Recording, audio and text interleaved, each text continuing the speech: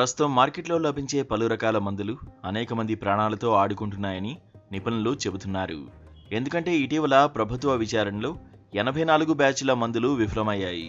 వీటిలో acidity, cholesterol, diabetes, infection వంటి వ్యాధులకు సంబంధించిన మందులు కూడా ఉన్నాయి. ప్రతిరోజు మిలియన్ల మంది ప్రజలు ఈ మందులను ఉపయోగిస్తూ ఉంటారు. కానీ అవి రోగాన్ని నయం చేసే బదులు మీ ఆరోగ్యాన్ని మరింత పాడు చేస్తాయని అంటున్నారు.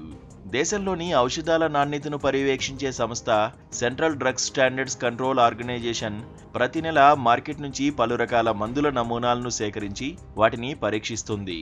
ఆ క్రమంలో ఔషధాలు సూచించిన ప్రమాణాలకు అనుగుణంగా లేకపోతే అది నాణ్యత లేని మెడిసిన్గా ప్రకటిస్తుంది.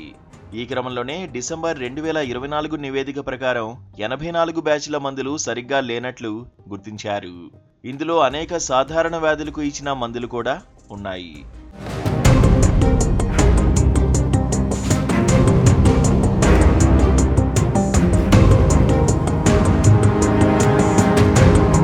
ప్రభుత్వం సేకరించిన మందుల నమూనాలను మొదట ల్యాబ్లో పరీక్షిస్తారు.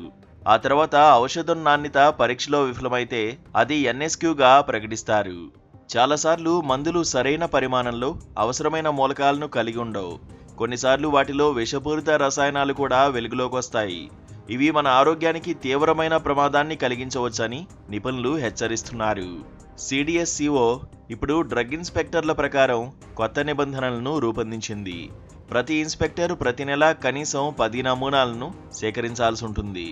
వీటిలో 9 మందులు, ఒక వైద్య పరికరం లేదా కాస్మెటిక్ ఉత్పత్తి. ఈ చర్యల ద్వారా నాసిరకం మందులను త్వరగా గుర్తించవచ్చు. ఇది ప్రజల ఆరోగ్యాన్ని కాపాడేందుకు మరింత మంచి నిర్ణయమని చెప్పవచ్చు. ఇలాంటి క్రమంలో మీరు మీ ఆరోగ్యాన్ని కాపాడుకోవడానికి కొన్ని జాగ్రత్తలు తీసుకోవాలి. ఎల్లప్పుడూ గుర్తింపు పొందిన కంపెనీ నుంచి మాత్రమే మందులను తీసుకోవాలి. ఔషధాలు తీసుకునే సమయంలో గడువు తేదీని తప్పనిసరిగా చెక్ చేయాలి. దీంతోపాటు వైద్యుల సలహా లేకుండా ఎలాంటి మందులు తీసుకోవద్దు. ఔషధం తీసుకున్న తర్వాత మీకు ఏదైనా సమస్య అనిపిస్తే వెంటనే వైద్యులను సంప్రదించాలి.